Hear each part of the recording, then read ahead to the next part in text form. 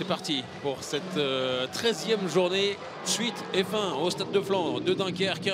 Les Nantais qui vont jouer en blanc aujourd'hui affrontent Dunkerque dans le nord. Les Dunkerquois dans leur traditionnel maillot noir. Les Dunkerquois qui sortent d'une défaite, une énorme défaite à Montpellier. Kovnicek qui essaye de passer Thibaut Brié maintenant. Là voilà la première parade pour Samir Belhassen. Mais forcément, on reviendra sur le rythme. Un très bon tir. C'est un petit peu le même tir que ce qu'il avait tenté, mais pas réussi il y a quelques instants parce que ça va si vite que ce n'était pas si loin. La prolongation de la signature de Mathias Gitzel avec Berlin. Attention derrière la contre-attaque des Nantais. Odriozola tout seul. Il n'y avait pas de repli du tout là, de côté de Dunkerquois. On va faire attendre l'engagement finalement. Gabon Martinez bien suivi. La bonne défense de Thibaut Brié. C'est vrai que ça rend service à tout le monde. Thibaut Brié sur la montée de balle avec de l'étagement. Et Valero Rivera, le petit Chabala par-dessus. Samir Belhassen, voilà le qui rend la vie plus difficile au Dunkerquois, qui doit travailler plus longtemps pour essayer de trouver une solution. Allez trouver avec un petit peu de réussite.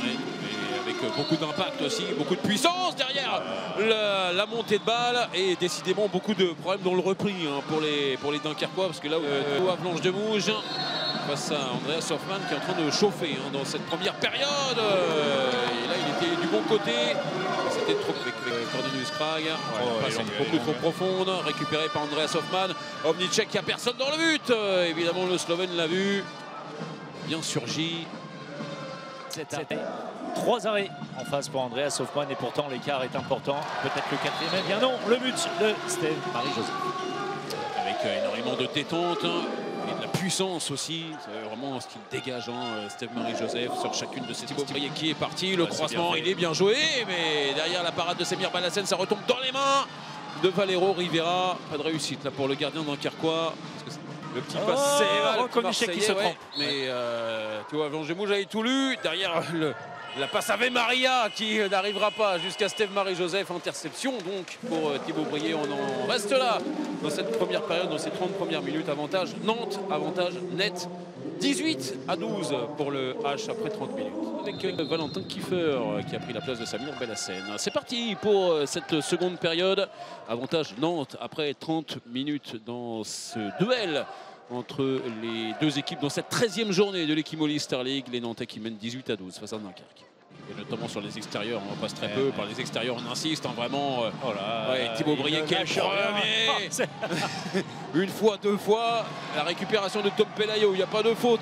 Derrière, rien n'a été sifflé. En tout cas, Florian Billon qui termine la grande colère de Grégory Cojon. Au Avalanche de Mouges. C'est de sur le plus large possible. Magnifique. Un tir splendide. Voilà toute la panoplie. Le savent aussi. Oh, le lob était magnifique, mais il retombe sur la barre transversale. Gourmand, si l'on peut dire, mais alors c'est tellement. Donc de retour sur le terrain, Krag va s'enferrer un peu dans la défense. Dylan Carin, voilà, qui va vers le but. Là, c'est plus tranchant et c'est forcément plus efficace. Derrière Ruben Marchand, absolument parfait. Le deuxième but dans cette situation. Exactement, alors que Valentin Kiefer revenait très très vite dans son but. Pas assez vite pour le gardien Dunkerquois. Marchand avait parfaitement... C'est Gabin Martinez qui doit faire. C'est incroyable. Merci aux équipes de Vincent Poirier pour ce ralenti. Et l'heure, c'est piège. Voilà, première parade pour Ivan Pesic. Pivot dans la profondeur et puis les arrières qui doivent être à ses côtés.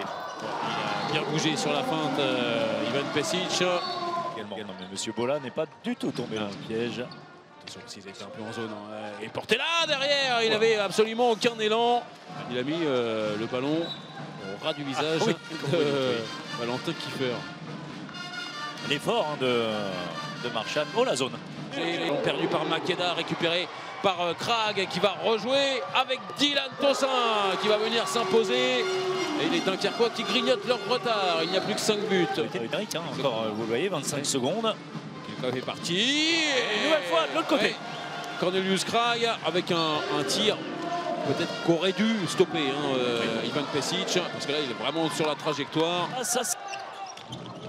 Et perte de balle, la récupération de Gabin Martinez avec Florian Billan qui va plus vite que tout le monde. Magnifique.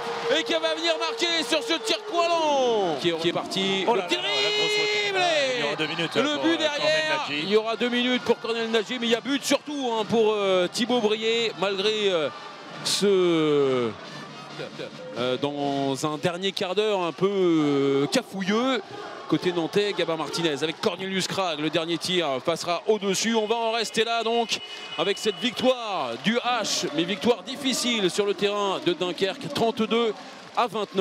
Nantes qui revient à 2 points de Paris et de Montpellier. Les bien meilleure seconde période des Dunkerquois qui tout de suite en retour des vestiaires ont montré leurs intentions. Ils étaient bien meilleurs avec beaucoup plus de buts inscrits. Il y en avait 14 de mémoire, ou 12 à la pause. Oui, 12, pardon, 12, bien plus, oui, évidemment, 17 en seconde période.